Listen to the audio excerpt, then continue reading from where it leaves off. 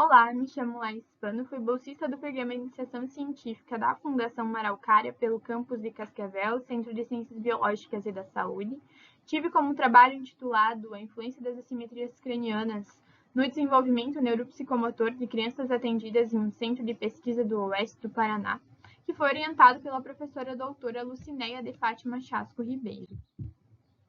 As assimetrias cranianas, então, elas são alterações no formato do crânio do bebê, que podem ter origem sindrômica ou não sindrômica. Nos casos das não sindrômicas, elas também são chamadas de posicionais e se formam através de forças externas que vão estar pressionando o crânio no bebê, por exemplo. E aí elas podem ser classificadas como plagiocefalias, quando o achatamento é na região lateral, na diagonal, braquicefalias na região posterior, dolicocefalias que são nas duas laterais do crânio da criança, o achatamento, e ainda as braquicefalias assimétricas, onde se tem uma associação da plagiocefalia e da braquicefalia. Um estudo recente da China demonstrou que 81,% dos lactentes analisados apresentou assimetria craniana, enquanto no Brasil, até o presente momento, não existem dados sobre o assunto.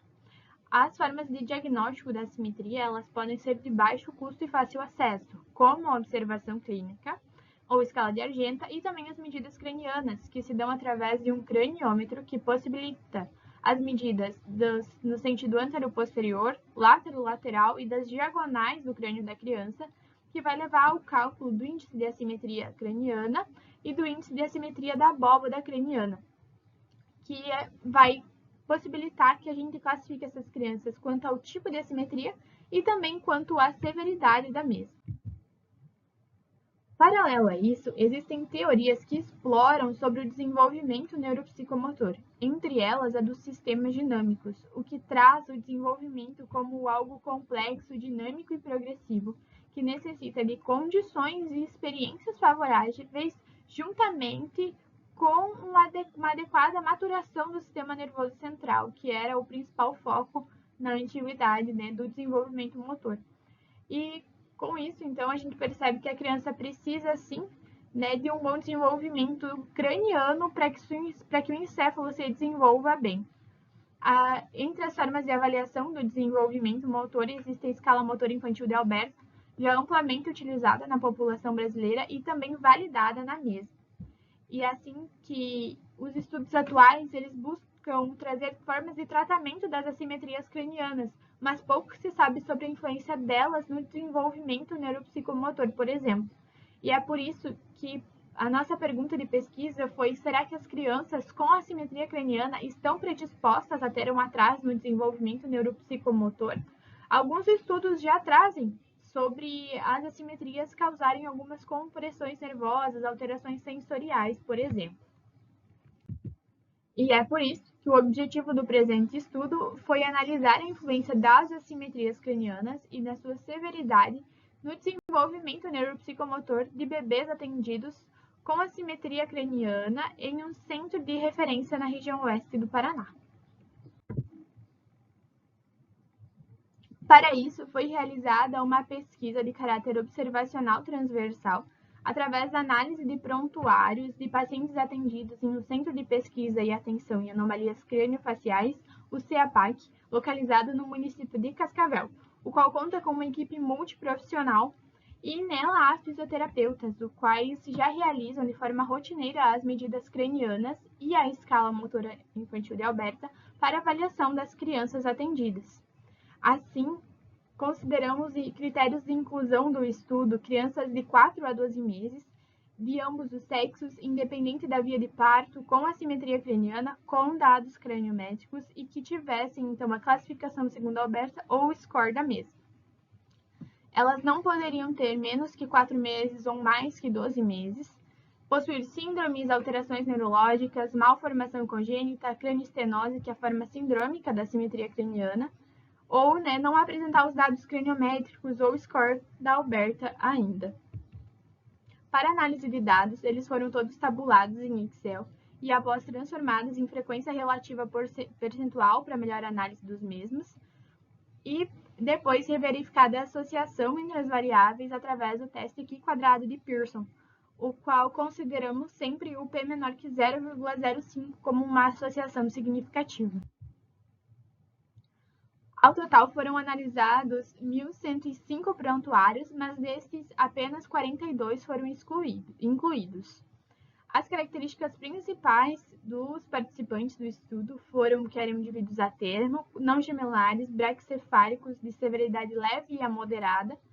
Destes, 6 tinham atraso motor evidente, 16 sinais de risco para o desenvolvimento motor, 17 desenvolvimento motor favorável e apenas 3 no desenvolvimento motor pleno. 17 dos analisados eram prematuros e apresentaram braquicefalia ou braquicefalia simétrica. Young, em seu estudo também em 2019, já trazia essa possibilidade dos prematuros apresentarem mais braquicefalia. Em contrapartida, também, esses indivíduos com menos de 30 semanas gestacionais, ou seja, prematuros extremos, eram desse grupo de 17 prematuros, né, mas esses eram considerados extremos, não tiveram desenvolvimento motor pleno, que pode estar relacionado também a essa prematuridade extrema que eu comentei anteriormente. Moreira e seus colaboradores em 2014 já trouxeram isso, que os prematuros eles tendem a ter um desenvolvimento motor inferior ao de crianças não prematuras, de crianças a termo. Então, pode ser somado então essa presença da braquicefalia com o atraso no desenvolvimento motor, pensando que os braquicefálicos são crianças que passam geralmente mais parte do tempo deitado e barriguinha para cima, em decúbito dorsal. Ou seja, eles têm uma deformação na região posterior do crânio, podendo estar relacionado à prematuridade extrema, já que os músculos estão mais hipotônicos, e também o posicionamento, que eles permanecem na maior parte do tempo. Não houve uma associação significativa quanto à idade corrigida e às severidades leves e moderadas, apenas no casos severos, onde a gente observou uma tendência de redução de severidade. Isso já foi trazido em alguns estudos. Nicolette e seus colaboradores, em 2013, analisaram crianças com plágio aos 7, aos 18 e aos 36 meses, e eles observaram que houve uma redução da severidade da assimetria, mas a assimetria permaneceu, então ela não acaba conforme a criança vai, ela não se exclui, né, conforme a criança vai crescendo. Ela permanece, mas a severidade pode diminuir. Houve uma associação ainda entre os tipos de assimetria craniana, a severidade e o desenvolvimento motor. Porém, quando associado à severidade e o desenvolvimento, nenhum dos casos severos teve um atraso motor evidente, o que foi contra a nossa hipótese inicial do estudo, onde acreditávamos que quanto maior a severidade, mais atraso no desenvolvimento essa criança teria. Porém, ainda assim, 52% das crianças analisadas não apresentaram desenvolvimento motor favorável ao pleno, ou seja, tinham um risco para atraso motor. E isso pode estar relacionado a alterações morfológicas, como o que trouxe Colette e seus colaboradores em 2012, através de ressonâncias magnéticas, onde houve uma diminuição da área do corpo caloso, do encéfalo e também do cerebelo e do vermes do cerebelo. E também Moreira e seus colaboradores trazem as limitações funcionais causadas pela simetria craniana, que seria a diminuição do movimento ativo e do movimento passivo. Juntando essas limitações, a criança ela vai acabar tendo uma dificuldade no momento das aquisições de posturas, das posturas que a gente traz no desenvolvimento. Ou seja, isso vai prejudicar elas em algum momento.